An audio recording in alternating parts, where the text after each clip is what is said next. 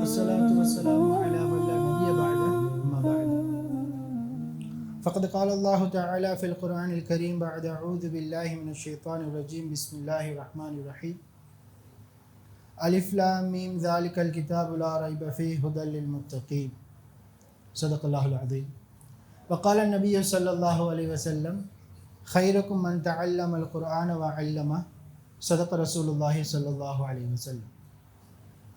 நாட்களில் சிறந்த நாளாகிய இந்த ஜும்ஆவுடைய தினத்தில் இந்த ஜும்ஆவுடைய கடமையை நிறைவேற்றுவதற்காக இஅ்திகாஃபுடைய நிய்யத்தில் அமர்ந்திருக்கும் அன்பான இஸ்லாமிய நெஞ்சங்களே, அன்பான சகோதரர்களே, அல்லாஹ் எந்தெந்த விடயங்களை அவனோட அல் குர்ஆனின் மூலமாக எமக்கு செய்யுமாறு ஏவிருக்கின்றானோ அந்த விடயங்களில் எம்மால் இயன்றளவு எடுத்து நடக்கும்படியும், எந்தெந்த விடயங்களை வேண்டாம் இது கூடாது ஹராம் என்பதாக தடுத்துள்ளானோ அவற்றை முற்றுமுழுதாக தவிர்த்து கொள்ளும்படி முதலில் எனக்கும் அப்பால் உங்களுக்கும் வசியத் என்னும் நல்லுபதேசம் செய்து கொள்கிறேன். அன்பான இஸ்லாமிய நெஞ்சங்களே, அன்பான சகோதரர்களே, ஹுத்பாவை ஆரம்பிக்கிறதுக்கு முன்னால் வளமையாக நினைவூட்டக்கூடிய ஒரு விடயம்தான், உங்களோட சஃப்ல முன்னால் இருக்கக்கூடிய சஃப்ல இடம் இருக்குமாக இருந்தால் தயவு செஞ்சு அதை பூர்த்தி செஞ்சுக்கோங்க. ஏனென்றால் ஹதீஸில் எந்த அளவுக்கு வந்திருக்குதுண்டா, பின்னால் வரக்கூடிய ஒரு சகோதரர் சஃப்ல முன்னால் இடத்த பார்த்துட்டு எங்களோட பிடரிகளை எங்களோட ஷோல்டர்களை தாண்டி கொண்டு வருவாராக இருந்தால் அவர் நரகத்துக்குரிய பாதி அவர் போட்டு கொண்டு வாரார் என்பதாக நபி ஸல்லல்லாஹு அலைஹி வஸல்லம் அவர்கள் எச்சரித்திருக்கிறாங்க. அதனால் வரக்கூடியது ஏண்ட நானாவாக இருக்கிறாரு, முன்னால் இடம் இருக்குது, ஏண்ட ஷோல்டரை பிளந்து கொண்டு அவர் போறாராக இருந்தால் ஏண்ட நானா நரகத்துக்குரிய ரோட்டை போட்டு கொண்டு போறாரு, அது அவருக்குரிய எச்சரிக்கை. அதை போட இடம் கொடுத்த எனக்கும் அதில் பங்கு இருக்குது என்பதை மறந்துடக்கூடாது. அதனால ஒரு மஜ்மால அமர்ற நேரம் அந்த மஜ்மாவுடைய ஒழுக்கத்தை பேணி முன்னால் இருக்கக்கூடிய சஃப்களை அழகான முறையில் பேணி அமர்ந்துட்டோம்டா வரக்கூடிய எங்களோட மாமாவோ சாட்சமோ நானாவோ அல்லது ஒரு நண்பனோ பின்னால் உட்கார்ந்து இருக்கக்கூடிய ஹுத்பாவை கேட்டு அழகான முறையில் இந்த அமலை செஞ்சுட்டு போகக்கூடிய சந்தர்ப்பத்தை அவங்களுக்கு நீங்கள் கொடுத்தவர்களாக மாறுவீங்க. அதுக்குரிய கூலியும் நிச்சயமாக உங்களுக்கு கிடைக்கும். நம் அனைவருக்கும் அல்லாஹ் அந்த பாக்கியத்தை தந்தருள்வானாக. அன்பான இஸ்லாமிய நெஞ்சங்களே, அன்பான சகோதரர்களே, இந்த உலகத்தில் காணப்படக்கூடிய எல்லா விடயமும் அது வியாபாரமாக இருக்கலாம், கல்வியாக இருக்கலாம், அல்லது நான் ப்ராஃபிட் ஆர்கனைசேஷனாக எந்த விடயமாக இருந்தாலும் ரெண்டு விடயத்தை பேஸ் பண்ணி தான் உலகத்தில் நடக்குது. ஒன்று என்னது? ப்ராப்ளம். ரெண்டாவது அந்த ப்ராப்ளமுக்குரிய சொல்யூஷன். இந்த உலகத்தில் யுனைடெட் நேஷனாக இருக்கலாம், அல்லது இந்த ஊரில் இருக்கக்கூடிய பொட்டிக்கடை வச்சிருக்கக்கூடிய ஒருத்தருடைய நோக்கமும் என்னாண்டா, இந்த ரெண்டு பெரிய சின்ன ஆர்கனைசேஷனுடைய நோக்கம் என்ன? அவங்களோட நோக்கம் உலகத்தில் இருக்கக்கூடிய எல்லா பிரச்சனைக்கும் சொல்யூஷன் கொடுக்கணும் என்பது யுனைடெட் நேஷனுடைய நோக்கம். இந்த ஊரில் பொட்டிக்கடை வச்சிருக்கக்கூடிய நானோட நோக்கம் என்னது? இந்த ஊரில் இருக்கக்கூடிய மக்களுடைய சின்ன தேவைகளை ஏண்ட கடை மூலமாக அவர் நிறைவேற்றி கொள்ளட்டும். நீங்கள் என்ன வியாபாரம் செய்யுங்க, நீங்கள் ஆலிமாக இருந்து ஓதி கொடுங்க, டீச்சராக இருந்து படித்து கொடுங்க, வைத்தியராக இருந்து நோய்களை சோமாக்குங்க, வியாபாரியாக இருங்க. நீங்கள் எதை செஞ்சாலும் இந்த உலகம் ரெண்டு சர்க்கிளில் தான் ஓடுது. முதலாவது ப்ராப்ளம், ரெண்டாவது அந்த ப்ராப்ளம்க்குரிய சொல்யூஷன். நீங்கள் என்ன விடயத்தை எடுத்து பார்த்தாலும் இப்படி தான். ஒன்று சர்வீஸ் ஓரியன்டாக இருக்கும், அப்படி இல்லைன்னு சொன்னால் நான் ப்ராஃபிட் சர்வீஸ், அதாவது ப்ராஃபிட் ஓரியன்டாக இருக்கும். ஒன்று சேவை செய்கிற நோக்கமாக இருக்கும், அல்லது வியாபார நோக்கமாக இருக்கும். ஏதோ ஆனால் பிரச்சனைக்குரிய சொல்யூஷன் தான் இன்றைக்கு மக்கள் கொடுத்து கொண்டிருக்கிறாங்க. ஏனென்றா இன்றைக்கு மக்களுக்கு என்ன தேவைண்டா, பிரச்சனைக்கு சொல்யூஷன் தேவை. இன்றைக்கு ஒரு ஒரு ஒரு ஊரில் இருக்கக்கூடியவர் அவரோட சாமானை கண்டிக்கு வாங்குறது நல்லமா அல்லது கட்டுக்கோஸ்தடைக்கு போயிட்டு வாங்குறது நல்லமாண்டா, அவர் கட்டுக்கோஸ்தடையில் போயிட்டு சாமானை வாங்குவார். ஏன்? கண்டிக்கு போகிறத விட அவரோட பிரச்சனைக்கு இங்கே சொல்யூஷன் கிடைக்குது. அப்போ இன்றைக்கி முழு உலகத்தில் இருக்கக்கூடிய எல்லா விஷயமும் இப்படி தான் இயங்கி கொண்டிருக்குது. இதை தான் இந்த நோக்கத்துக்காக தான் அல்லாஹ் குர்ஆனையும் இறக்கி வைக்கிறான். குர்ஆனை இறக்கி வச்ச நோக்கம் என்னாண்டா, இந்த மனிதர்களை படைச்சி அப்படியே விட்டுட்டோம்டா மனிதர்கள் மிருகங்களாக வாழ ஆரம்பிப்பாங்க. இந்த மனிதர்களை இறுதி வரைக்கும் கொண்டு போயிட்டு அந்த டெஸ்டினேஷனில் சேர்க்கணும். இந்த மனிதர்களுக்கு நேர்வழி ஒரு கைட்லைன் ஒன்று இருக்கணும். இந்த ஒரே ஒரு நோக்கத்தில் தான் இந்த குர்ஆனும் இந்த உலகத்துக்கு வருது. அன்பானவர்கள், நபி அவங்க சொன்னாங்க ஹதீஸில் என்னண்டா, இன்னஹ சதகூனு ஃபித்னா, பின்னால் ஒரு காலம் வரும், அந்த காலத்தில் அதிகமான பிரச்சனைகள் காணப்படும் மனிதர்களுக்கு. குடும்பத்தில் பிரச்சனை, வியாபாரத்தில் பிரச்சனை, உலகத்தில் பிரச்சனை, ஊரில் பிரச்சனை, கணவன் மனைவிக்கு பிரச்சனை, பேரண்டிங்கில் பிரச்சனை, பிரச்சனைகள் நிறைஞ்சொரு காலம் வரும். எங்கிட்ட திரும்பினாலும் மனிதர்களுக்கு பிரச்சனை தான். இன்றைக்கு உலகத்திலையும் இந்த யுனைடெட் நேஷன் அதனுடைய சப் டிவிஷன் என்னத்துக்கு உருவாக்கி வச்சிருக்கிறான்? உலகத்தில் யுத்தம் வந்துடப்படாது என்பதற்காக. யுத்தம் கூடாது, அமைதியாகத்தான் இருக்கணும். ஆனால் அதே ஆர்கனைசேஷனால தான் இன்றைக்கு அதிகமான யுத்தங்கள். ஏன்? அவர்களால் சொல்யூஷன் கொடுக்க முடியாது. அப்போ இன்றைக்கு உலகத்தில் இருக்கக்கூடிய முழு பிரச்சனை, அதிகமான பிரச்சனைகள் வரும் என்பதாக நபி அவங்க சொன்னாங்க.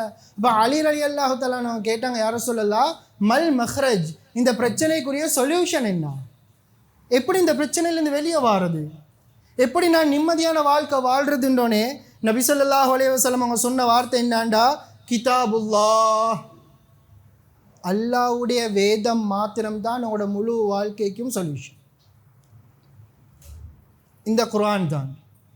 ஏன் இந்த குர்ஆனை முழு வாழ்க்கை ஒரு கம்ப்ரஹென்சிவ் சொல்யூஷனாக, ஒரு 360 டிகிரியில் கவர் பண்ணக்கூடிய ஒரு சொல்யூஷனாக மாற்றினாங்கண்டா நபி அவங்க பின்னால் விளங்குறாங்க. ஏண்டா, ஃபீஹி நபஉம் மின் கப்லக்கும், அதாவது இந்த குர்ஆனில் உங்களுக்கு முன்னால் வாழ்ந்தவங்களுடைய சரித்திரங்கள் கூறப்பட்டிருக்குது. அன்பானவர்களே, நல்லா ஒரு விஷயத்தை நினைவச்சுக்கோங்க, இந்த உலகம் எப்பயுமே புதுமையை நோக்கி, புதிய விஷயங்களை நோக்கி போகிறது கிடையாது. இந்த உலகம் எப்பயுமே பழசு நோக்கி தான் வரும். யாருக்கும் புதுசாக உருவாக்க முடியாது. ஆதம் அலைஹிஸ்ஸலாம் அவர்களோட காலத்தில் இருந்து இதுவரைக்கும் என்னென்னலாம் உருவாக்கி வச்சிருக்கிறாங்களோ இதை அப்கிரேட் பண்ணேனும், இதிலிருந்து ஒன்றை உருவாக்கியுமே தவிர புதுசாக யாருக்கும் உருவாக்க முடியாது. இன்றைக்கு நடந்த இந்த முழு இம்ப்ரூவ்மெண்ட்டை உலகத்தில் பாருங்கள், யாராச்சும் புதுசாக உருவாக்கினாங்களா? இல்லை, மாற்றமாக இருந்ததை அப்கிரேட் பண்ணி கொண்டு வந்திருக்கிறாங்க. ஜீரோவை கண்டுபிடிக்கிறதுக்கு முன்னால் உலகத்தில் கம்ப்யூட்டர் கிடையாது. ஜீரோ கண்டுபிடிக்கப்பட்டதுக்கு பின்னால் தான் கம்ப்யூட்டர் உருவாக்கப்படுது. அதனால தான் கம்ப்யூட்டருடைய லாங்குவேஜ் ஜீரோவும் ஒன்றுமாக இருக்குது. அந்த கம்ப்யூட்டரில் இருந்து தான் அன்பானவர்களே ஏஐ உருவாக்கப்படுது. யாருக்கும் உலகத்தில் புதுசாக உருவாக்க முடியாது. அல்லாஹ் எல்லாத்தையும் ஏற்பாடு செஞ்சு வச்சிட்டான். அதனால தான் நபி அவங்க சொன்னாங்க, இந்த குர்ஆனில் உங்களுக்கு சொல்யூஷன் இருக்குதுன்ற. எப்படி இருக்குது? ஃபீஹா நபஉம் மின் கப்லக்கும், உங்களை முன்னால் வாழ்ந்த சமூகத்துடைய பிரச்சனைகளை நான் இங்கே சொல்லியிருக்கிறேன். அதுக்குரிய சொல்யூஷன் தான் உங்களுக்கு வரக்கூடிய சொல்யூஷன். ஒன்றாவது. ரெண்டாவது, இந்த குர்ஆனை பற்றி அல்லாஹ் சொல்கிற நேரம் சொல்கிறான், ஹபரும் மின் பஅதக்கும், உங்களுக்கு பின்னால் வரக்கூடிய பிரச்சனைகளையும் இந்த குர்ஆனில் அல்லாஹ் பேசியிருக்கிறான். அன்பானவர்களே, நல்லா யோசிங்க. இன்றைக்கு இந்த குர்ஆனை சயின்டிஃபிக்கலி பார்த்து, உதாரணமாக இந்த தேன் பூச்சி அல்லாஹ் குர்ஆனில் பேசின முறையை பார்த்து, இந்த தேன் எப்படி கூடு கட்டியிருக்குதுன்றதை பார்த்து, இந்த தேனுக்கிட்டேருந்து வரக்கூடிய 4 வகையான லிக்விடையும் குர்ஆனில் பேசியிருக்கிறான் என்று நாங்கள் இன்றைக்கு இந்த ஜூலோஜியை படிச்சிட ஆச்சரியமாக பேசுகிறோமே. அன்பானவர்களே, 1400 வருஷமாக இந்த ஆயத்து வாழ்ந்து கொண்டு தான் இருக்குது. இன்றைக்கு என்ன இன்வென்ஷன் பண்ணிட்டு குர்ஆனை பார்த்தா குர்ஆனில் இருக்குது. இன்றைக்கு ஒரு ப்ராப்ளமுக்கு சொல்யூஷன் எடுத்துட்டு குர்ஆனில் பார்த்தா குர்ஆன் இருக்குது. ஆனால் ஆச்சரியம் என்ன தெரியுமா?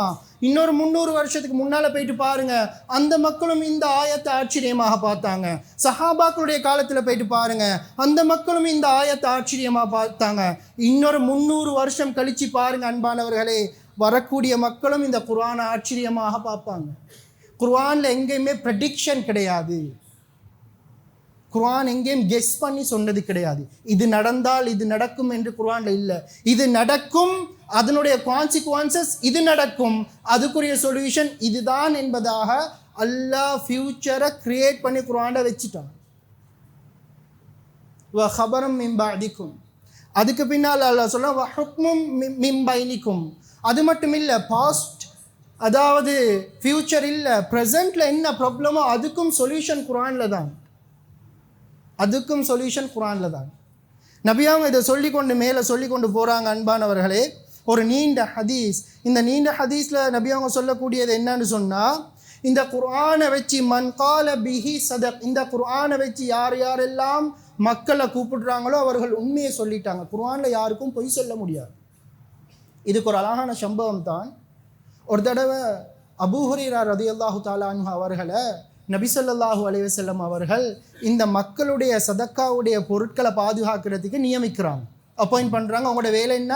நைட்டுக்கு செக்யூரிட்டி வேலை பார்க்கணும், கள்ளன் வந்து இதை எடுத்துகிட்டு போகாமல் இருக்கிறதுக்காக. அப்போ ஒரு மனிதர் வாராரு களவெடுக்க. அபூ ஹுரைரா ரலியல்லாஹு தஆலா பிடிக்கிறாங்க. உன்னை நாளைக்கு நபிகிட்ட கூட்டிகிட்டு போகணும்னு சொல்கிறாங்க. இந்த மனிதர் கெஞ்சுறாரு, எனக்கு வைஃப் இருக்குது, எனக்கு புள்ள இருக்குது, தின்றதுக்கு ஒன்றுமில்லை, அதனால தான் களவெடுக்க வந்தேன் கெஞ்சுறாரு. அபூ ஹுரைரா ரலியல்லாஹு தஆலா உள்ளம் இலகிரிச்சு சரியான சாஃப்ட்னஸ் விட்டுட்டாங்க. நபியும் அடுத்த நாள் கேட்குறேன், அபூ ஹுரைரா நேத்து ராவு வந்த மனிதன்ட கதை என்ன? யார் ரசூலல்லாஹ் அது எப்படி உங்களுக்கு தெரியும்? ஒருத்தன் வந்தான் களவெடுக்க, அதுக்கு பின்னால் அவனை பிடிச்சேன், கெஞ்சினான், விட்டுட்டேன் யார் ரசூலல்லாஹ். நபி அவங்க சொன்னாங்க, இன்றைக்கும் அவன் வருவான், கொஞ்சம் நோட்டடாக இருங்க. அன்பானவர்களை, அடுத்த நாளும் அந்த மனிதர் வந்தார். அபூ ஹுரைரா தான் ஆளை பிடிச்சி கொண்டா இண்டக்கிண்டா ஒன்றை விடமாட்டேன், நிச்சயமாக நபிகிட்ட கூட்டிகிட்டு போவேன். இவரை கெஞ்சிறாரு, இவர்கிட்ட பஞ்சத்தை பாடுறாரு, கஷ்டத்தை சொல்கிறாரு, எல்லாம் விட்டுட்டார் அபூ ஹுரைரா. அடுத்த நாள் நபியும் கேட்குறான், அபூ ஹுரைரா நேத்தும் வந்தாரா?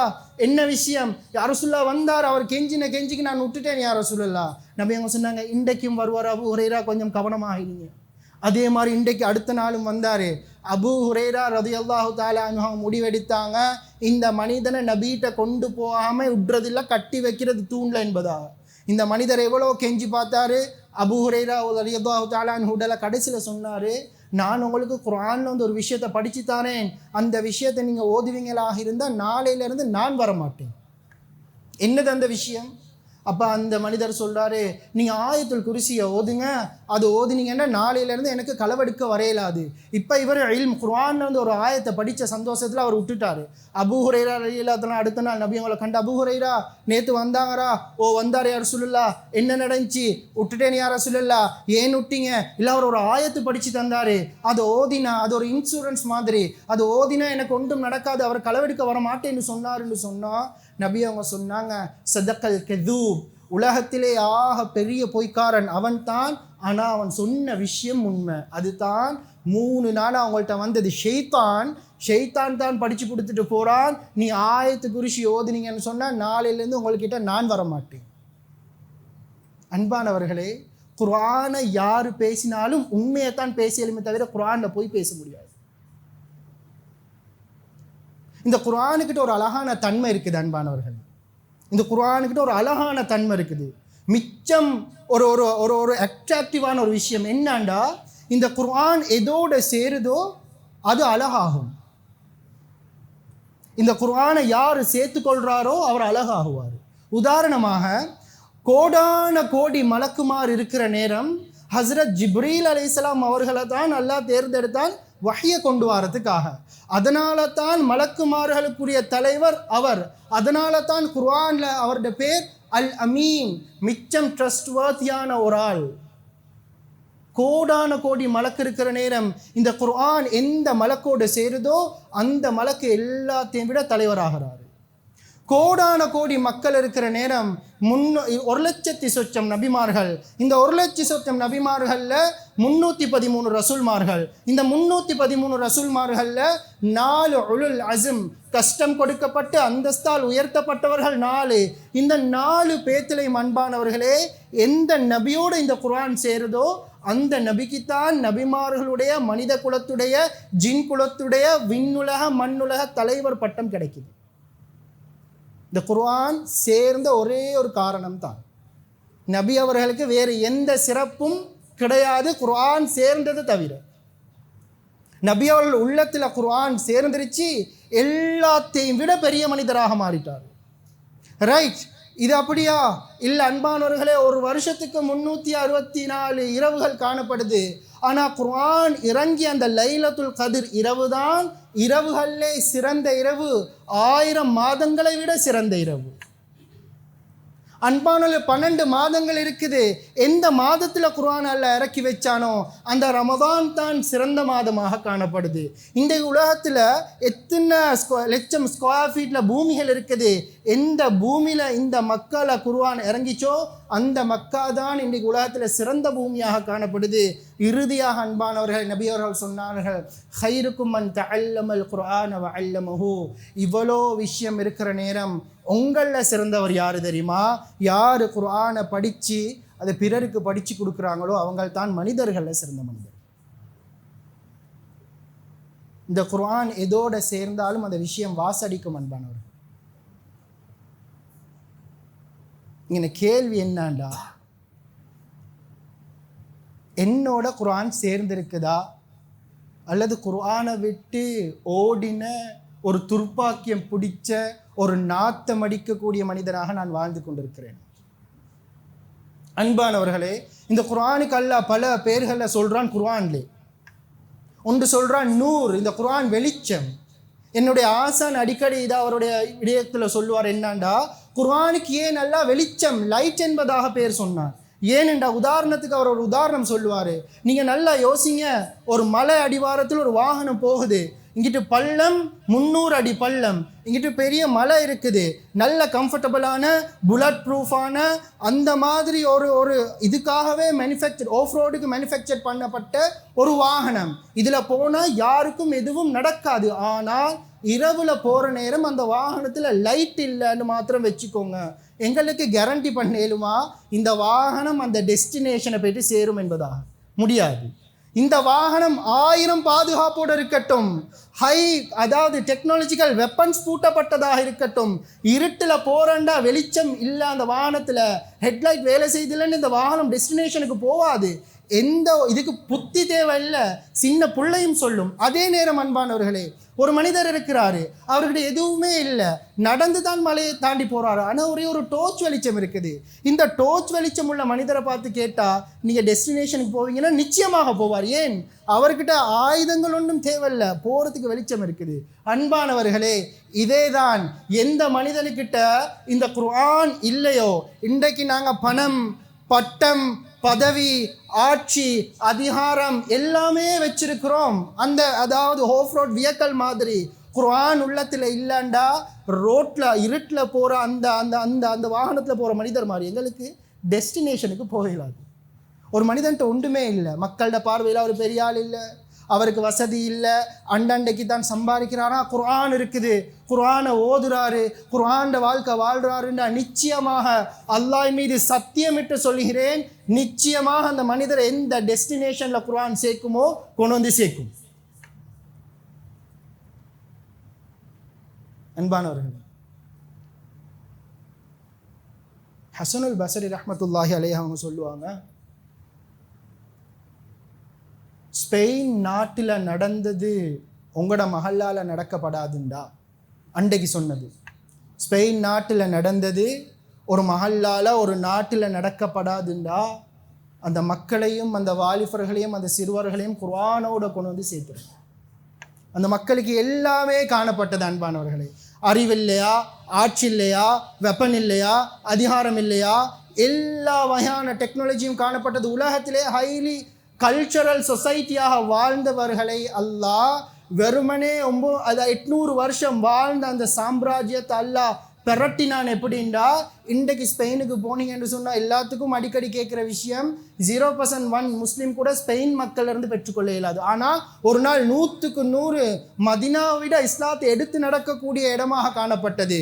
மதினால கூட குர்ஆன் பிரிண்டிங் இல்லை, அந்த நேரம் பிரிண்டர் கண்டுபிடிக்கப்பட்டில்லை.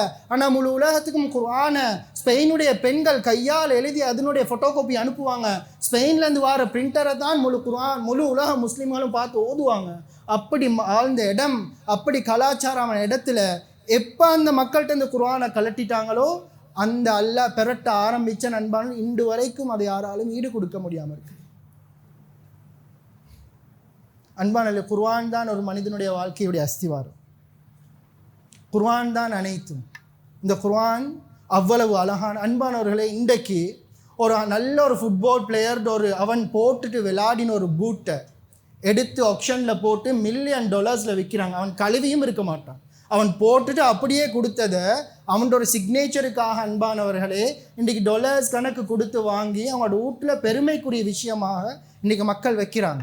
யாரோ ஒரு காலத்தில் ஏதோ ஒரு மனிதர் அவன் கையால் செதுக்கின சிலை அல்லது அவன் கையால் வரைஞ்ச ஓவியம்ன்றது ஒரே ஒரு காரணத்துக்காக எத்தனையோ மில்லியன் கொடுத்து அதை வாங்கி வீட்டில் வச்சு அதை வச்சு அவட அந்தஸ்தை காட்டி கொண்டிருக்கிறாங்க. அன்பானவர்களே, முழு உலகத்தையும் படைத்தான், பரிபாலித்து கொண்டிருக்கிறான், ஆட்சிக்கு சொந்தக்காரன், அதிகாரத்துக்கு சொந்தக்காரன் அல்லாஹ்வுடைய வார்த்தை இந்த குர்ஆன். அன்பான மலக்கு மார்களுக்கு கூட கிடைக்காத பாக்கியம் இது. ஒரு மனிதன் குர்ஆனோத ஆரம்பிச்சிட்டா அவன் வாய்க்கிட்ட இருந்து அல்லாஹ்வுடைய அரிஷ் வரைக்கும் மலக்குமார் போலில் நிற்பாங்க இந்த குர்ஆனுடைய வார்த்தையை கேட்க. ஏன்? மலக்குமாரில் ஜிப்ரீல் அலைஹிஸ்ஸலாம் அவர்களுக்கு தவிர இந்த குர்ஆனோதுற பாக்கியத்தை அல்லாஹ் யாருக்கும் கொடுக்கல.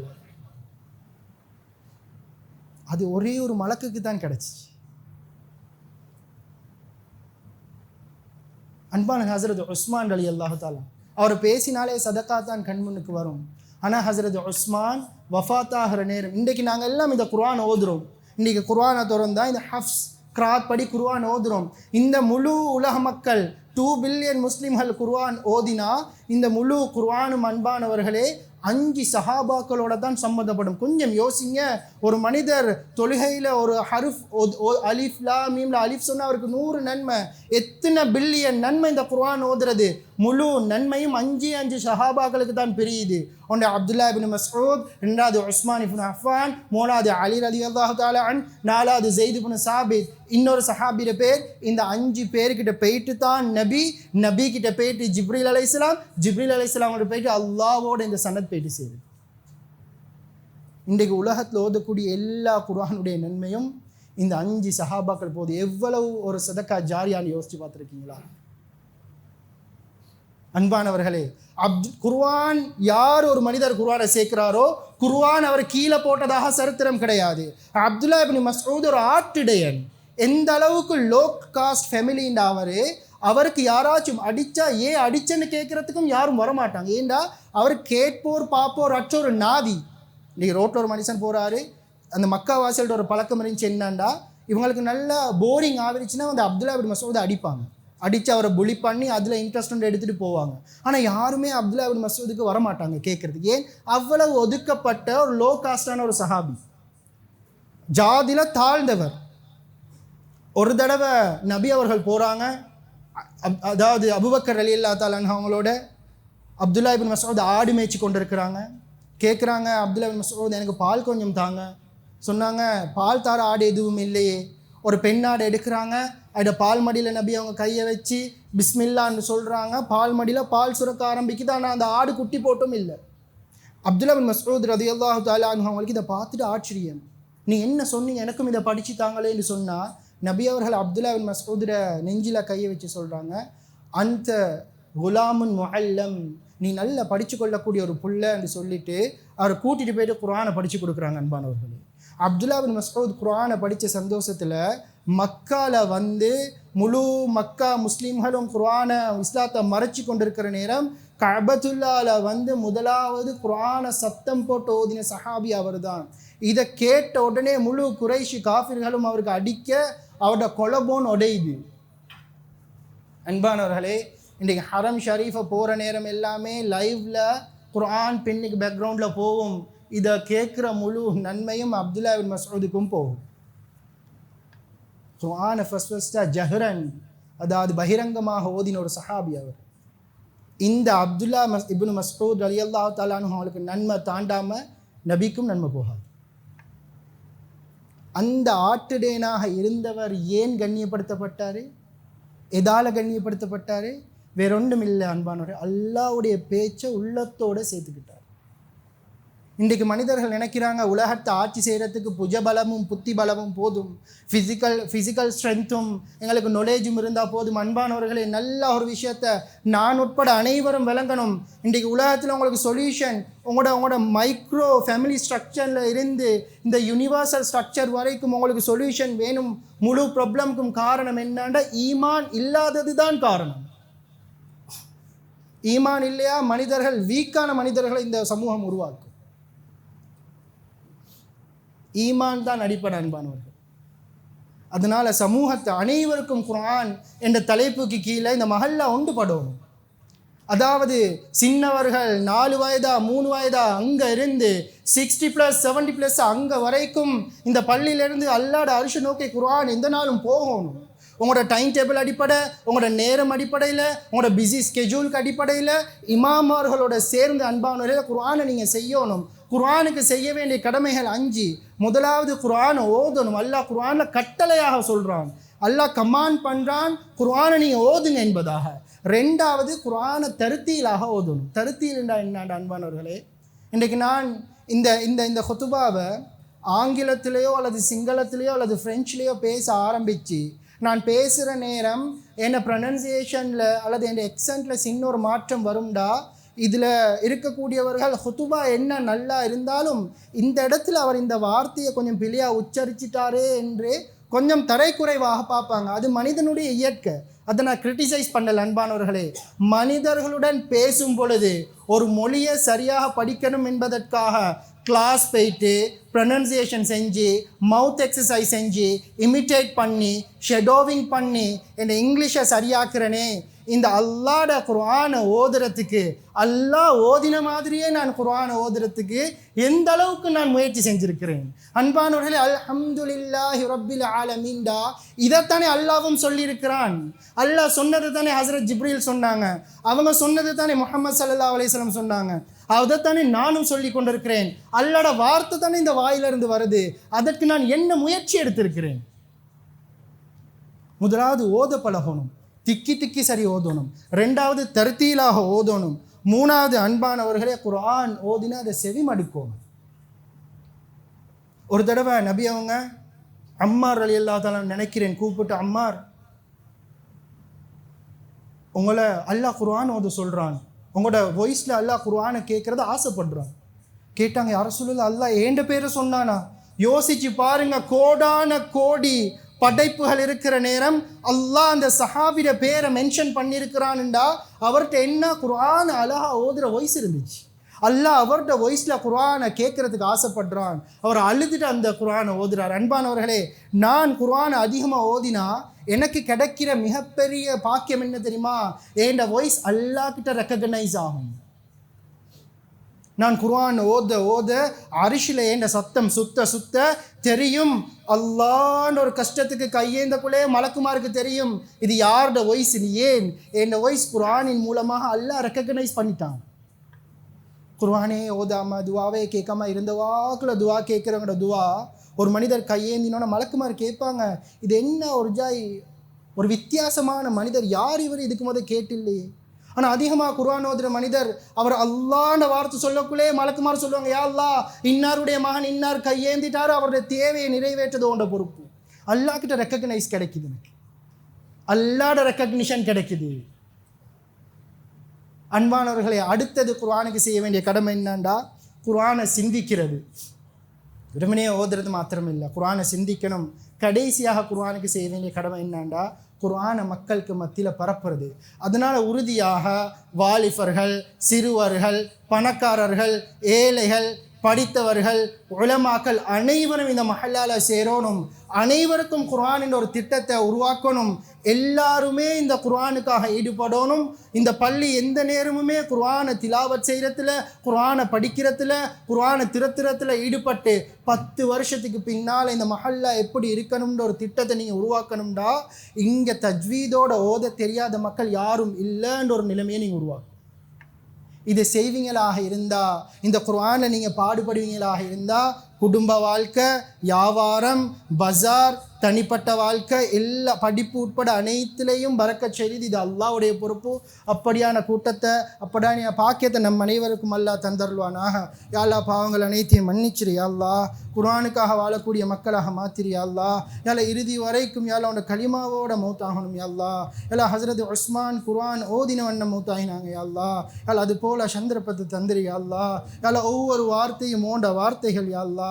யா அல்லாஹ் அதை ஓதணும் யா அல்லாஹ், அதை சரியாக ஓதணும் யா அல்லாஹ், அதை செவிமடுக்கணும் யா அல்லாஹ், அதை சிந்திக்கணும் யா அல்லாஹ், யா அல்லாஹ் அதை பரப்பணும் யா அல்லாஹ். யா அல்லாஹ் உம்மா அப்பட பாவங்களை மன்னிச்சிரு யா அல்லாஹ். எங்களை ஆளாக்குறதுக்கு அவங்க தான் காரணம் யா அல்லாஹ். நாங்கள் வாலிபுரல் ஆகிட்டோம், அவங்க வயோதிபுரல் ஆகிட்டாங்க யா அல்லாஹ். யா அல்லாஹ் அவங்கள பொருந்திக்கோ யா அல்லாஹ். நோய் இல்லாத வாழ்க்கையை கொடுத்துரு யா அல்லாஹ். எந்தெந்த உம்மா அப்பா வஃபாத் ஆகிட்டாங்களோ அவங்களோட கபரை கண்ணு கட்டிய தூரம் விஷாலமாக்கிறியா அல்லாஹ். துஆக்கள் அனைத்தும் ஏற்றுக்கோ யா அல்லாஹ். வாஹிரு தஅவானா அல்ஹம்துலில்லாஹி ரப்பில் ஆலமீன்.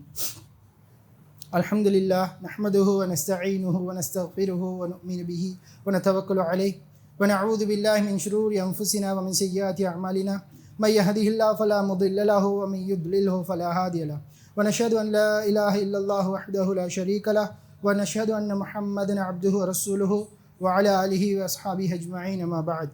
فيا أيها الناس وحدوا الله فإن التوحيد رأس الطاعة، واتقوا الله فإن التقوى ملاك الحسنة، وعليكم بالسنة فإن السنة تهدي إلى الإطاعة، ومن أطاع الله ورسوله فقد رشد واهتدى، وإياكم والبدع فإن البدعة تهدي إلى المعصية، ومن يعص الله ورسوله فقد ضل وغوى، وعليكم بالصدق فإن الصدق ينجي والكذب يهلك، وعليكم بالإحسان فإن الله يحب المحسنين.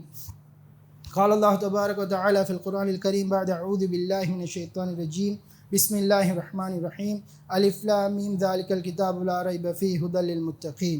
بارك الله لنا ولكم بالقرآن العظيم ونفعنا وإياكم بالآيات وذكر الحكيم. أقول قولي هذا أستغفر الله لي ولكم ولسائر المسلمين واستغفروه إنه هو الغفور الرحيم.